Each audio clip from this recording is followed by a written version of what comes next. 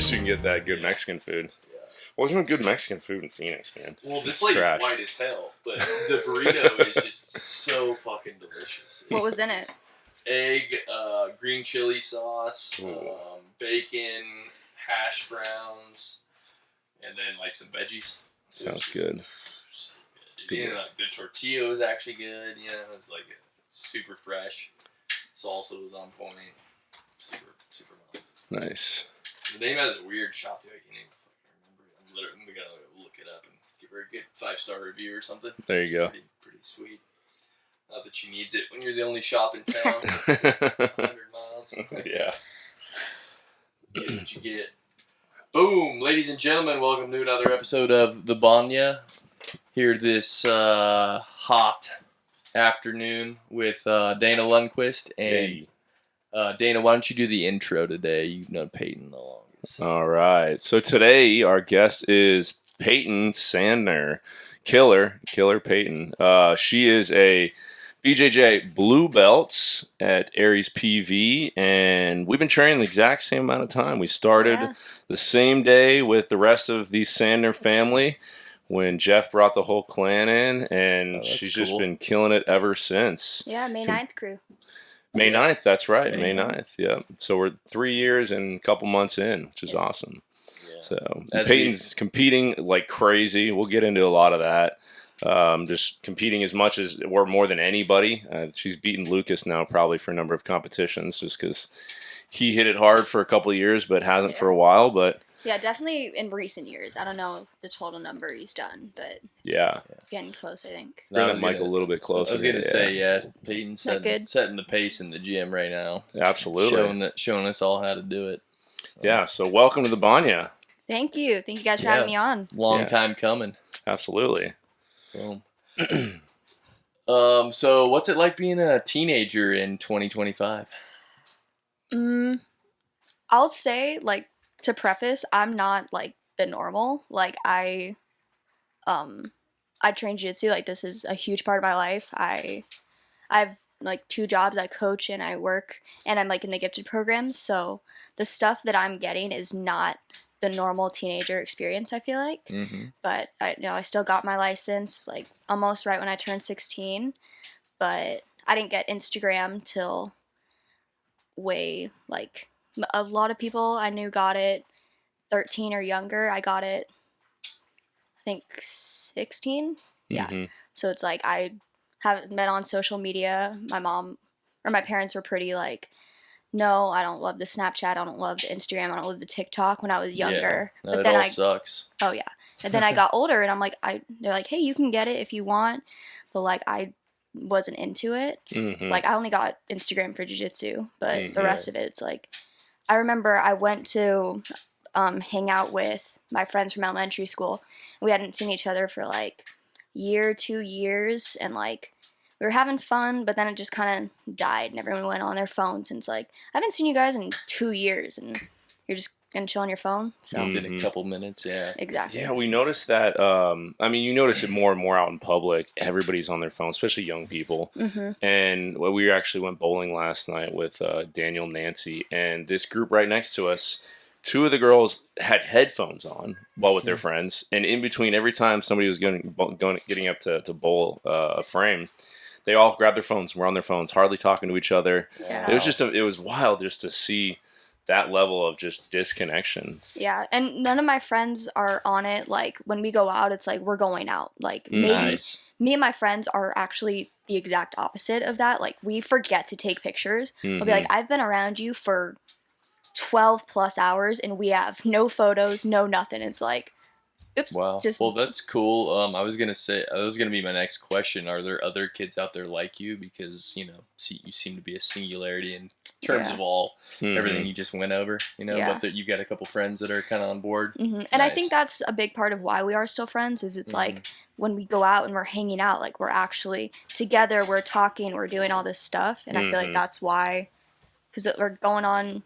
We became friends in like 7th grade, so gonna be 6 years of like pretty close. You got a solid friend group for that long, like pretty tight knit. That's awesome. Yeah.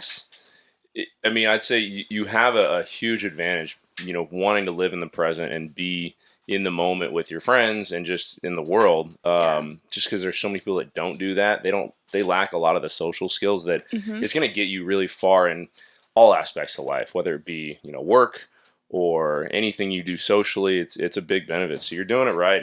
And we got to give a lot of congratulations to your parents for helping push that, which we said it to Jeff last week. Like, it's amazing to see. And they set the stage, they set the tone for that, which is cool. Absolutely.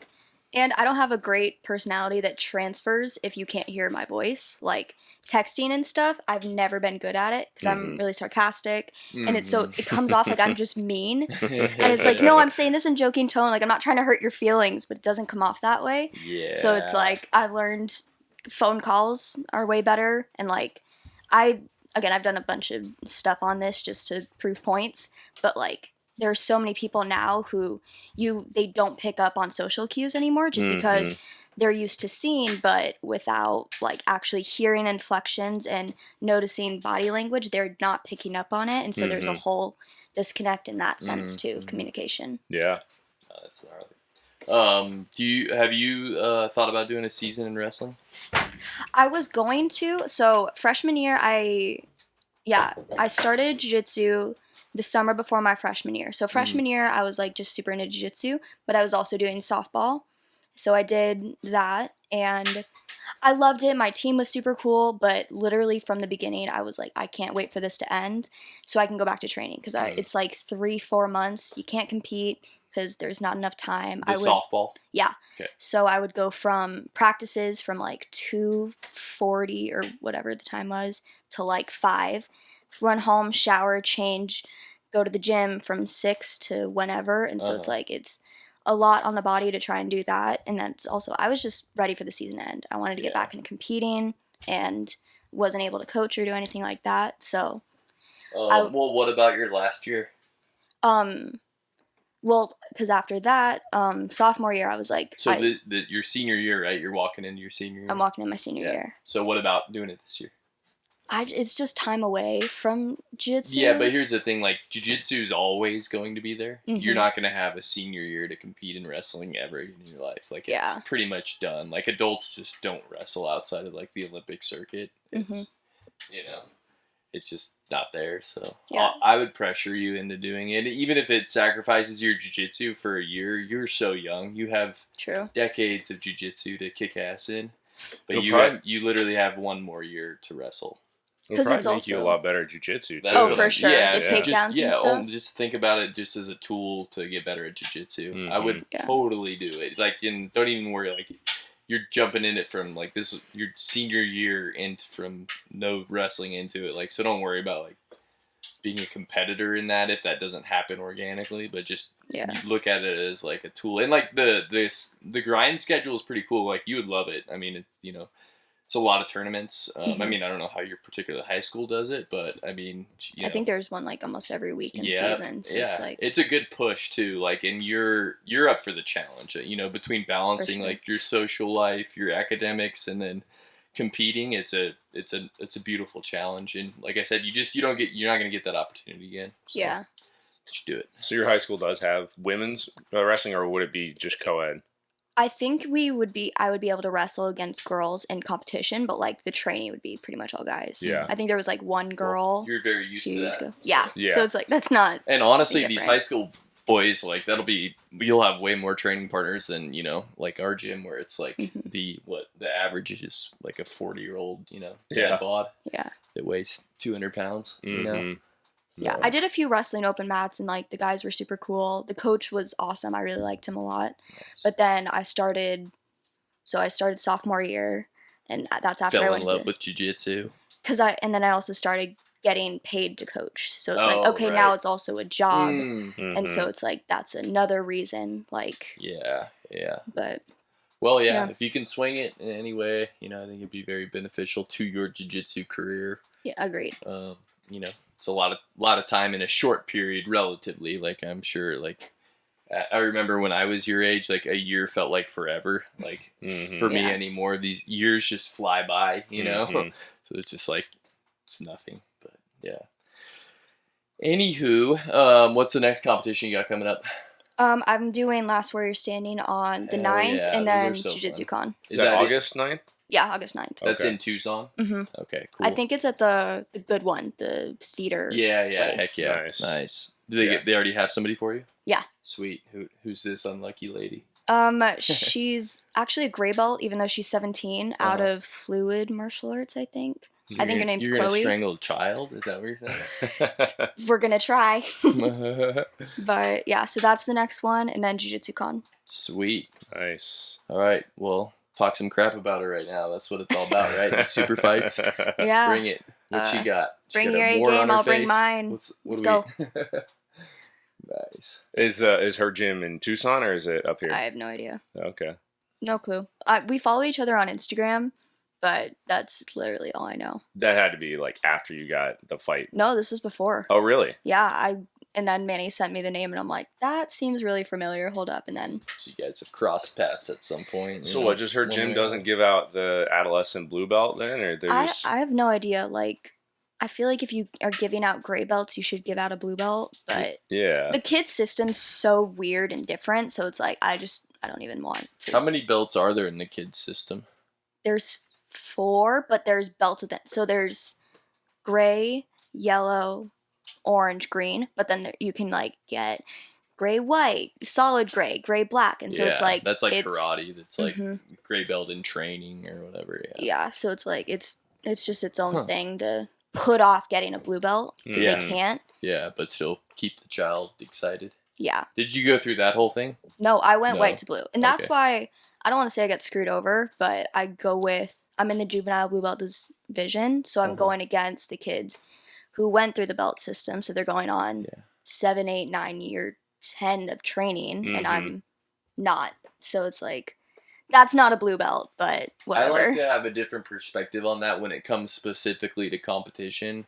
In wrestling, there are no belts. Yeah. So you could be wrestling for 2 weeks, and I've literally seen this happen, and you go against a guy in a competition who's been training for 10 years. Yeah. It's fine. You just, you're going to get your You ass get beat. through it. Yeah, it's just, you will get to that level. And like, even my progression, like, it took me 10 years to get to a level where I was finally beating kids that used to beat me. It was like right around when I turned 15, 16 is when I started to, like, knock down some of those dudes that always had my number for the past decade. But, it's you just... Like the belt system, I mean, I think it's more fun. Like for the training, it keeps you excited and engaged, and it just like is a mark of your progress and your dedication. But as far as competing goes, I don't really believe in it. You know what I mean? Oh, for sure. Like, And that, or like, so I went against Natalie Finegra, who's the Finegra twins are like huge news, especially at Worlds, because they went purple belt. They won Purple Belt Worlds last year, then went on last year to win Nogi Worlds at Brown Belt, and then Mia Finegra competed for the first time at Black Belt at Worlds and won at 18 years old. So it's like, the belt system, it's great, except for when you're dealing with the former juveniles, because it's like, that's not that belt. They just can't get promoted yet. Like, same thing with Helena Kravar. It's just kind of where they are at the moment, even though their skill level isn't completely represented by it. And Helena, is she?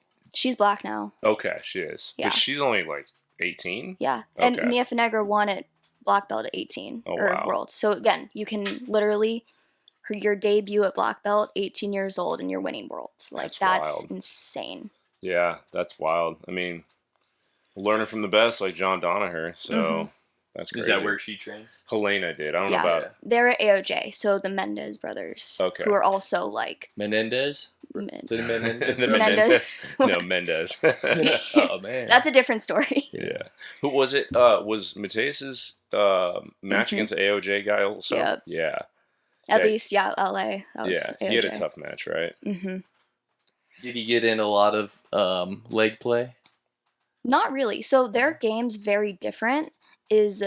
Especially with women, it's a lot of guard pulls. Like the comp's almost won by whoever pulls guard fastest, but they're top players. Like their passing's AOJ phenomenal. Yeah. Yeah. And like the sisters, again, you rarely see women playing top on purpose, but they'll let you pull so they can immediately pass your guard. And like So it's just completely different from what you're used to seeing. It's So, awesome. Not a lot of leg entanglement passing. Not really. More just they're gonna pass you and kill you. Yeah, I like that. That's my style right there, baby. Yeah. I was just telling Dana the other day, like I'm going to learn about leg entanglement stuff, but like I don't need it. Kind of like what they're doing. I've kind of realized like if I can just learn enough to shut it down and not get involved in it, I'm gonna be just fine. Yeah. I just need to like just what they're doing is like get the takedown, pass, and submit. Not. It just for my specific style, like I'm just not bendy and like all for a bunch of reasons. Like it's just not gonna be my style, and it's totally fine. I'm just happy sticking to the fundamentals and crushing that simpler for a stupid man. Yeah. You know what I mean? And I feel like you play gi, so it's not as like in no gi it's way more like leg locks and stuff. Yeah, more so scrambling and stuff. Well, it's just more leg entanglement stuff with no gi. Exactly. There's not as much options with gi. So speaking of no gi, you've been competing all gi. Yeah, I think this year I'm gonna try and compete no gi. I think after Jiu-Jitsu Con I'm gonna try and switch over. Okay. But yet another reason to go through a season of wrestling. Yeah, true. But yeah, because I mean, you're giving away free points with these easy takedowns because so many people just do not know how to wrestle. Oh, at all. And it, like I said, it's free money. And just coming up, like I always see a leg, and then sometimes I go, sometimes I don't. But just coming up for single legs and stuff. Yep. Need to work on and that. it'll help your pressure a ton. Like there's a different like you can smother different when you have that wrestling pressure because so much of it is holding your opponent down. And it's just a different set of skills because you can't grab chokes and all that stuff, and you still have to be able to hold them down. Yeah, no gis, no and like friction. in collegiate, you can't even lock your hands around their waist. So really? So it's a battle. Like some people are amazing at riding top, but it's a challenge.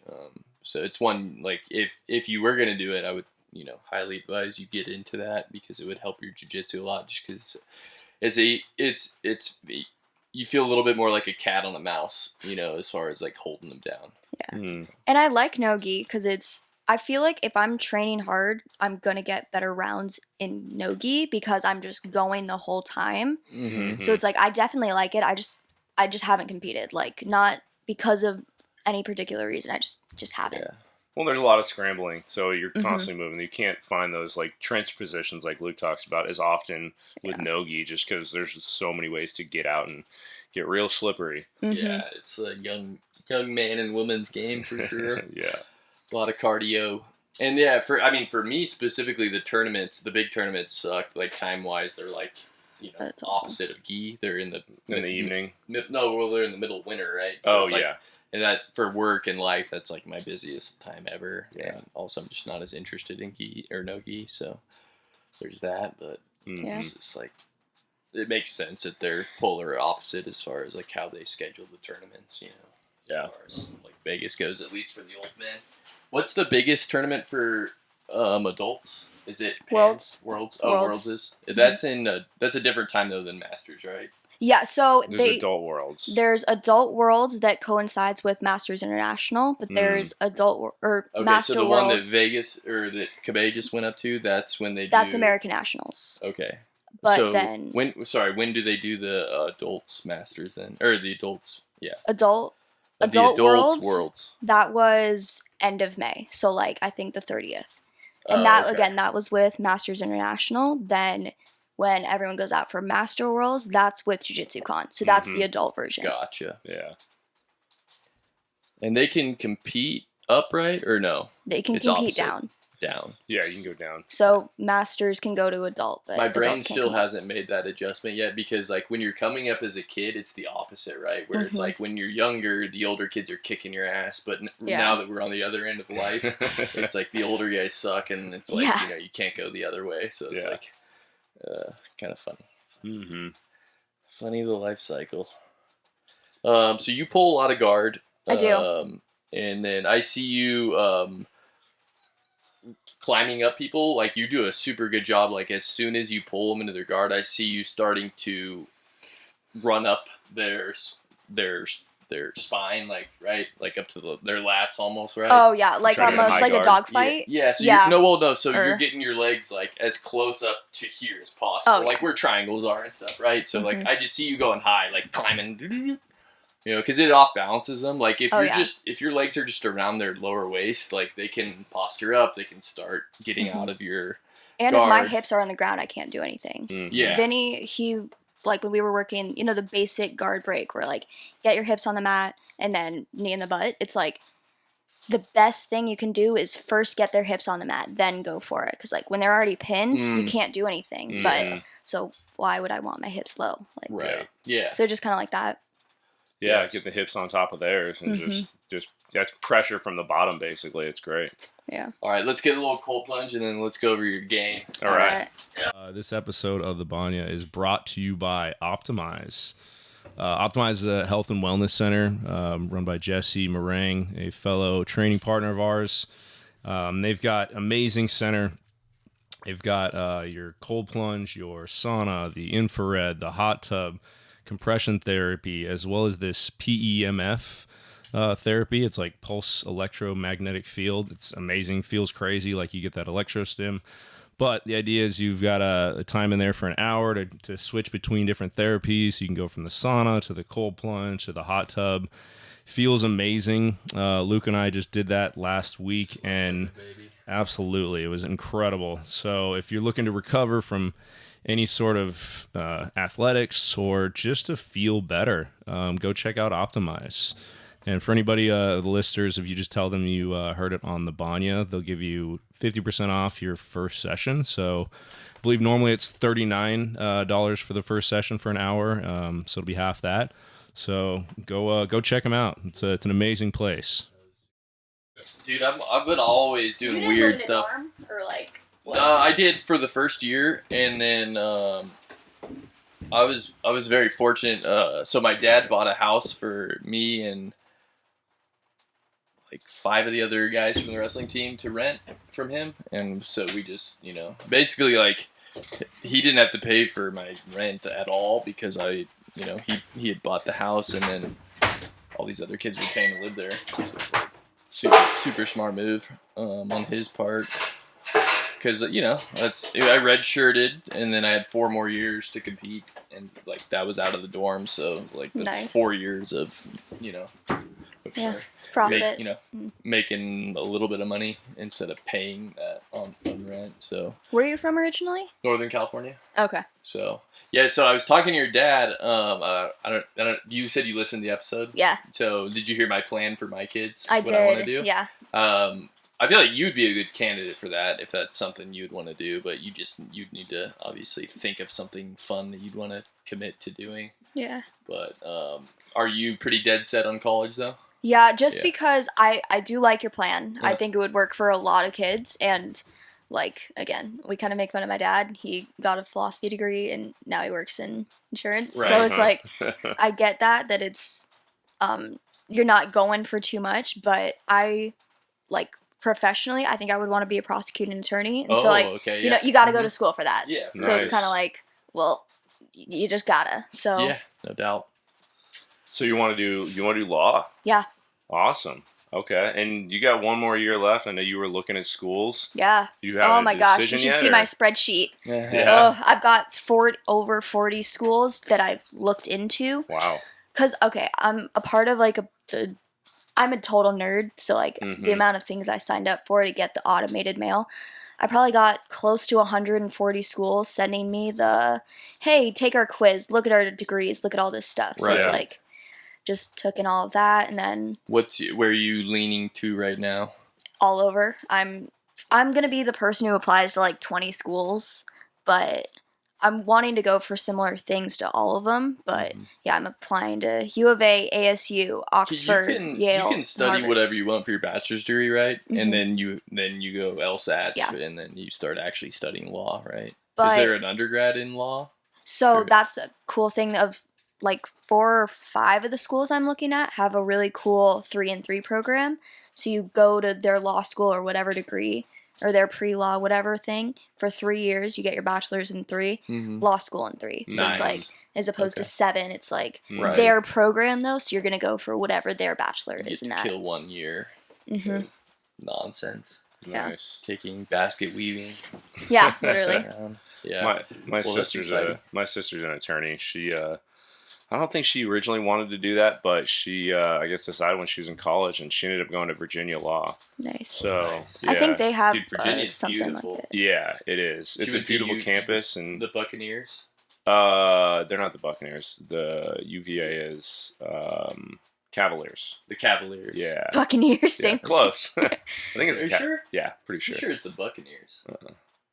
I don't think so. Ohio's the Buckeyes. Yeah, I'm Let's pretty. make I a, think a it's $5 bet on it. I'm pretty sure they're the Pirates, like the Buccaneer. all right. Yeah. We'll check it. Okay. Yeah. Yeah, We don't have a pull it up Jamie. But yeah. We can't. There's no technology in this Yeah. sauna other than these microphones. Yeah. Well, and if you do law too, maybe like you say you want to be a prosecuting attorney, which that's awesome. But even Yeah. a law degree, you can do so much with that in terms of business or other things. Like one of my best friends, he got his law degree and never Contracts, wanted just basic information. absolutely. Like, And just being able to read through it and understand all that. Like he never was going to practice law. He uses it for a real estate business. Yeah. Yeah. Yeah. That can save you a shit ton of money. The problem is that it's one of the worst things ever I could do with my time. law What's his name? reading or He's a comedian. Yeah, Gaffigan has a hilarious bit about that where he's like, "What? You're gonna charge me $500 to review this document?" And then he starts like reading it, and he's like, yeah, here you go." Like, Yeah. I can fucking read that. You know, it's just like, God, Yeah. soul crushing. So, and it's written in a way that it's intentionally like you can't understand it. Oh, like yeah. you're not meant like have you seen there's like an art piece where it has all the terms and conditions of different apps and it's like literally over 20 feet long. It's like you're not supposed to understand that, but it's supposed to I'm gonna just sign it away, but you have no idea what's in it, you don't know what's going on, what it means, like right, yeah. it's insane. I mean, something more simple. Like I tried to kick somebody out of my warehouse that we had a kind of a lease set up with. It was really gray area shit, and the lease just was like all this mumbo jumbo, lawyer speak, and like our attorneys were like, "Oh yeah, for sure, this guy's out," and then his attorney's like, "I'm reading it completely differently." Like it's just like yeah. How it's interpreted is yeah, way different. like anybody can just pull specific things out of this document and be like, "See, it's fucking the worst." Well, it's crazy now with businesses and apps and different things we use. In basically, I was listening to something about this where almost all businesses, they all have some arbitration clause where you can't, even if they do something wrong, like you can't sue them. It has to go through arbitration first, where none of it's public, nobody can know about it, and it's all like behind closed doors essentially. And they'll awesome. probably pay you enough money to keep it quiet and not and then, actually make it a thing. Yeah, and then you can never speak about it. Like it's wild. Sorry, what kind of law did you say you wanted to do? I would want to do criminal and prosecuting. Okay. Okay. Put people in jail. Yes, sir. Cool. Yeah. Leave me alone, okay? Yeah. Yeah, that's exciting though. That would be I'm sure like if you're like a trial attorney, like that's probably one of the more exciting things you could do for sure in that field. Yeah. Have somebody else read through all the bullshit paperwork and just let you get up there and No, let me grill get me in the people. court, all that stuff. Yeah. put all these innocent guys in jail. Have you done any like mock court things and? I haven't, but so my mom's always been like, law could be a serious option because I'm really good at reading. Again, I'm a total nerd, Yeah. but like my highest ACT score is my reading comprehension. Like Nice. I can. Nice. Something's wrong with my brain where I can be listening to music, singing along to the song, and perfectly retain what I just read. Yeah, that's Like- not something wrong. That's great. Yeah. Let me You had a ask superpower. you a philosophical question about you being a prosecutor. If you think that the person you're prosecuting is innocent, would you proceed to prosecute as if he was guilty? The way I see it That's your is job, right? it's not. Technically, you have to. Yeah, do my that. opinion doesn't matter. It's the opinion of the court. Right. If I say everything the Would way you try as hard though? That's what I'm getting at. I think so because the same. Oh, that's But think fucking about the opposite. cold-blooded, Would you dog. want someone who's a defense attorney to be like, oh no, I think this guy's guilty, I'm not going to try as hard. Like, so to deprive them of having... Maybe, yeah, if for sure. When I see those attorneys defending, like, these guys that clear, like, there's literally, like the video Diddy case? of them doing something horrible, and they still have to defend that guy, for sure. I hope that guy takes a smoke break every 10 minutes, you know what I mean? And then I would hope in the same thing where you're like, I don't know, this looks pretty fucking screwy. Yeah. I'd be like, maybe I'll just, not... I'll show up, I'll file whatever the minimum paperwork is, and just kind of, like, do that. But I know that's easier said than done, and, like, I know you're probably not even supposed to do that, which is part of what's kind of fucked up about our system, right? But it's just, like, that's a scary thing. Because also, I don't know if you really can specify, or, like, what type of law or, like, crimes you would want to deal with, but if I could, I would want to have a role in prosecuting child-related crimes. So for that, it's like, if there's a chance, I'm taking it. Like, if there's a possibility you could be doing something to a kid, you should be, like, investigated the fullest extent. Yeah, turn over every stone. Exactly. Yeah, I'm sure 90% of those, though, are going to be home runs, like the guy's a piece of shit.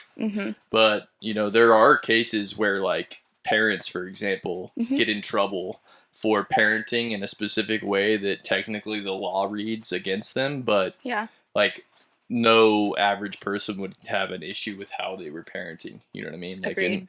It's like, was it Kamala who literally, like, was putting parents in jail for their kids being tardy and truant from school? Yeah, actually it was. Yeah, She's there was a psycho. There was single mothers that were, like, trying to work 2 and 3 jobs, and, like, they go and after then the she wants to parents put them in jail. Like, what a you know what I mean? Like, so you might get tossed one of those, and then there you go, Peyton. What are you gonna do with that? I think a lot of people don't realize is you have anything on your record, that's on your record. So you're getting sued, maybe, or you have a potential case against you.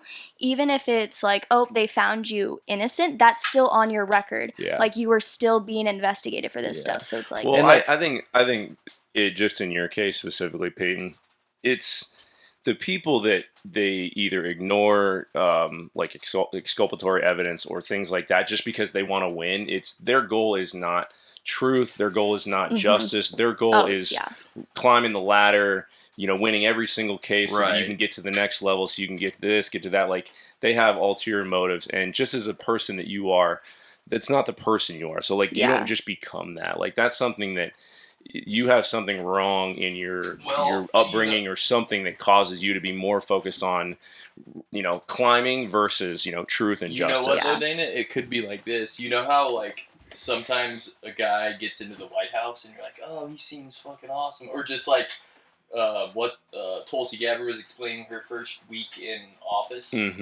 These pressures come to you, and you can say whatever you want to say right now as a 17-year-old. Yeah. But you don't really know what you're going to do when that day shows up. Billy was talking to me about this other day about you're in an alleyway with your spouse, and it's you or her or you.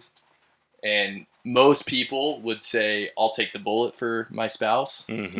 But until the gun is actually in your face, you don't know. Like, you don't know. Nobody knows. And, people are always going to say they're going to do this, but then, like, shit might happen. Some big company might come up and, you might be at a different thing in your life where you could be persuaded to, just...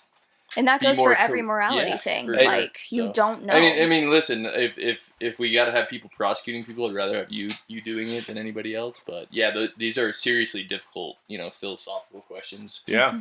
And my brain's melting, so I'm out of here. Well, and also, like, do you want to get out? You got a few minutes. I think I got a few minutes. Okay. We'll see, though. We'll hop see. out in a second. So I think it's a muscle that you work out, like that moral fiber to have. Oh yeah. To little things where you don't give in on the little things that don't really matter, but it is a matter to, like, your morality to say, I'm not going to do this because this would be wrong, no matter how minor it may be. Yeah. And it's practicing that, through life, like, is doing what's right when nobody's looking, kind of things, like that idea. And I think I am very blessed in my family in the sense that cradle Catholic. Like, we've always had that very strong sense of religion, morality. Mm-hmm. But also, my dad studied philosophy, and so it's always me and him. Like, okay, but what about this? Or my grandpa. So my dad's dad, degrees in theology, philosophy, all this stuff. Very, very intelligent man. And so anytime, like, not every single occasion, but sometimes I'll say something. He's like, what do you mean by that? And, like, challenges me to, like, okay, do I actually understand what I'm saying? What do I mean by this? How can I back it up? So I've always had that kind of dialogues where, how do I defend my opinion? How do I make sure what I'm saying is correct? What do I consider? Morality, philosophy, all that kind of stuff. Mm-hmm. So I think that's another reason where it's like, no, truth matters, nothing else. Like, Yeah. that kind of thing. Yeah, it's good. Well, hold on to that. Yeah. All right, let's take a quick cold plunge. All right. Well, I'm gonna throw this at you too because I'm never giving up on my idea. So, and I'm closing in on 42, so I've been through basically double what you have, and I look back at where I was at specific times, and it's pretty wild. The mental growth that you continue to have. I think some people shut down. They get to 25, 30, and they're just like, I'm this person for the rest of my life. Mm-hmm. But it is actually better and more enjoyable to continue to grow as if you're a child, right? And learn and become a better person each year. But so back to my idea though, if you were to build a company, become successful, and then go to law school, you'll be at an age where, some of these philosophical questions might hit you a little differently too. Yeah. And you might have a much better perspective on what people go through because, when you're in your parents' house, you've got a lens on the world that you just, you will develop a different lens once you go out on your own. And this is after college too. And when you have to start working. And when you start working and paying your own bills and building a family, the world is just different from when you were in your parents' house. Yeah. You know what I mean? So you're a completely different person, hopefully for the better. And probably I'd say I've become a more sympathetic person. Thinking back to when I was 17, I was doing everything correct. I was not a bad kid. I wasn't getting in any trouble. I had no tolerance or sympathy for people that fucked up, Yeah. Now I have a much different view of that, I mean, I still don't encourage people to Yeah. do shitty things, but I feel like I've got a different viewpoint of how people get to those positions, and I don't know, getting a little softer. So anyways, yeah, just throwing that out there too. I think that'd be pretty cool. I think I would have liked to do it that way if it wasn't for the wrestling. I had to do what I did through college because of that. That was kind of like what I'm pressuring you with your high school thing. You don't get that. Once that clock runs out, you're never going to be a D1 wrestler or anything like that again, right? So that had to be done for me in my mind. But career-wise, I know for a fact I would have probably been served to do build the business, and then if I was successful, pick something to go study and do. And at that point too, if you are a wealthy person and then you start to go to school, the next chapter of your life can be a more philanthropic, adventure. Yeah. Doing good shit for the world. So I want to get back to jiu-jitsu a little bit. So you've been coaching for close to a year now? Not quite? More than that. More than that? Okay. More than that. I literally couldn't tell you. Because there was a time when I was doing it. I first started coaching kind of when Nick was about to do his first competition. Don't remember when, but, he was bigger and then than the other kids, and there was still another kid closer to Gage's size. So they would train, and so Nick really didn't have people he could go hard with. Because it's can't go hard with the little kids, you're going to hurt them, that kind of stuff. So I started showing up, helping out with those classes. And then for a while I did it for volunteer hours for National Honor Society. And then coach was like, let's start paying you. Let's make it a thing. Yeah. And then, yeah, just been doing it ever since. How do you like it? Like, what's your approach to coaching?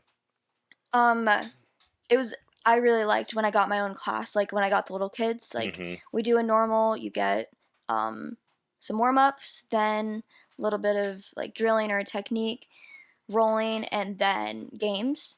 And I think it's pretty similar to all like what we have, but I've been doing more bouncing around. Like they know a single leg now. Like I love seeing them try to hit their single legs, because it's like we did that over a month ago, but they're still like, because we worked it so hard, and now we're doing knee cuts. And so it's like, just kind of, okay, I'm going to give you a little bit of guard. Okay, I'm going to give you a little bit of top game, a little bit of submission. So kind of just boom, boom, boom, as opposed to like, here's a huge linear progression, because I'm like, I want you to have something for almost every position, and then I can go back and fill in gaps.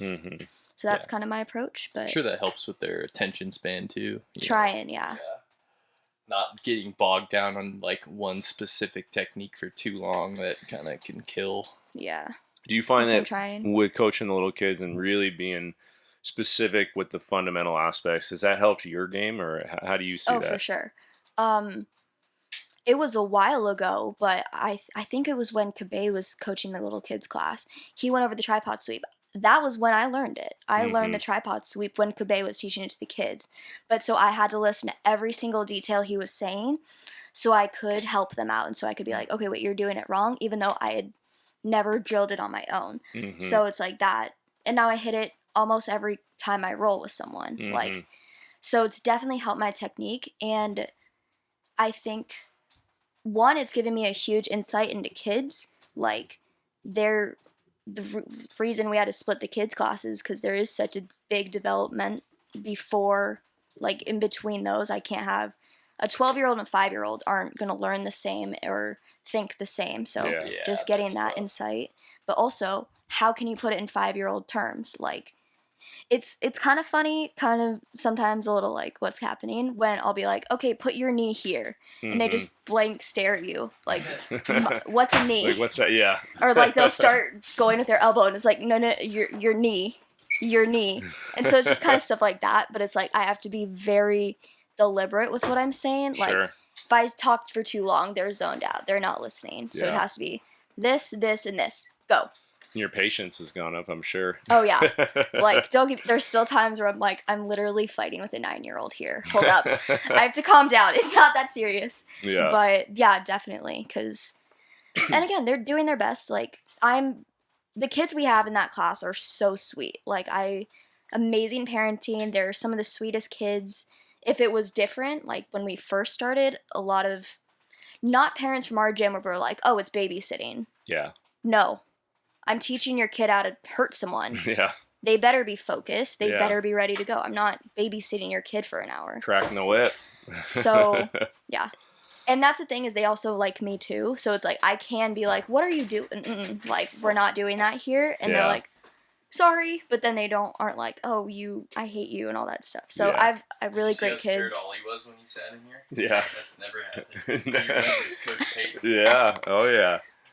Yeah, he was quiet when he came in, just silent, sat here for about 2 minutes, and then staring at her. Or like you asked him, do you know her? And it's like, a minute later, yeah. Yeah. The flashbacks. Yeah.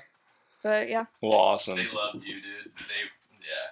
Yeah, they're sweet. Peyton's great. She goofs around with the kids. You know, she's that's perfect. Yeah. You know? And I like having parents who trust me to do that. Is like, I kind of say my strength training's with the kids, because I'll walk up and I'll just hit a fireman's carry, and I'm like carrying them around for like a minute. And so it's like, love that. Yeah, but you know, you get some parents where it's like, oh, I don't want my son rolling with girls, or I don't want this happening. And it's like, this is a martial art, dude. They're kids. Like, nothing's going to happen. But you have to trust me. Right. You have to let me teach your kid. Like, there are these 2 boys we had for a little bit who wouldn't train with anyone else. And like, you go to their parents and it's like, hey, they need to be training with other people. They're not going to get better. It's like, well, I don't want them rolling with other kids. It's like, then what is this? Like, if they're not here to get better, if they're not here to learn jiu-jitsu, why send them? Exactly. So it's like having parents that are like, go mess around with my kid, call my kid out on their bullshit, stuff like that. Yeah. Having that parental support makes everything so much better, I feel like. Yeah, that's good. That's good. All right. So we've talked about a lot, like picking a specific move to really work on, and like outside of whatever the drill was for the day, right? So I think you usually do that as well. But what move right now, outside of just whatever the move of the day is, are you working on? What particular aspects of your game are you focused on right now? I've got like 3. I've got my berimbolo when I get stuck in like quarter guard. Okay. A knee cut that I kind of turn into more north-south rather than side control. And then honestly just pressure passing in general. And that's something that's super cool being smaller is respectfully, I don't feel bad like rolling with bigger guys. No. It's like I'm going to drop all my weight and it's not going to hurt you. Yeah. So it's like I'm going to drive my shoulder in. Perfect. You're fine. But I'm still getting the ability to like drop in and again I'm so when not gonna feel bad. when you slide into that north south, obviously you got the north south choke. If they turn into you, what are you doing? Usually I don't really go for that. They'll tend to go more belly down, so I'll end up almost like sprawled out on like top, and then usually looking for so a back like a front take. headlock basically. Almost, because I've been doing it where I'll go for my knee cut, but not getting the underhook. And so that'll give them the space to go belly down. And then I'm coming up on either front headlock or just going for the back or a crucifix, probably. Okay. Crucifix. All right. I've been like, because I'm smaller, so I really struggle keeping the back. So it's like, oh, oops, they got out. Okay, I'm flexible enough to get the arm. I'll keep a crucifix, or I'll keep that TV Kimura position kind of thing. Nice. Yeah, with that pressure you're working on, I just immediately think of Mateus because he's, 30 pounds lighter than me, and his pressure is insane. Dude, he's a monkey. It's wild how much pressure you can, actually apply with being so small. Yeah. And I think our gym's awesome because we have such a diverse range of coaches, but obviously I'm going to take more to Mateus's game. Yeah. Like Vinny, I get some of the best rounds ever. He one time was doing a move like the Heisman kind of sit up. Yeah. I can't hit that on anyone. Yeah, Tell me who I can. From like side control, pushing them up. Yeah. It's like, who can I actually hit that on here realistically? Yep. So it's just kind of like different body types. Kabe, thankfully, has always been like a guard player, so helped me develop that. But Mateus, he's able to invert. He's on your back when you're still fighting this thing. So I've gotten to learn a lot from him, which I'm super grateful for. Yeah, absolutely. Awesome. Well, let's do one more cold plunge, and we'll come back in with some parting words and hit the rocks with some water. So we'll be back in a minute. All right. Oh, just right on the rocks. Yeah. That's good shit. All right. Well, Peyton, thanks for coming in. Thank you guys for having me. This has been really fun.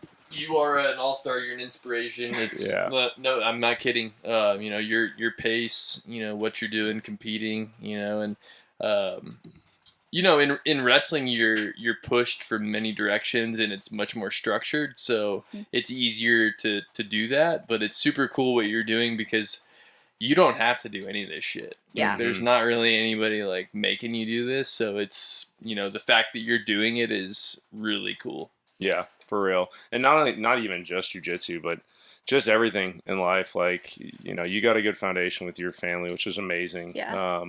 And you're on the right track. So just keep at it, keep working hard, keep choosing your own hard.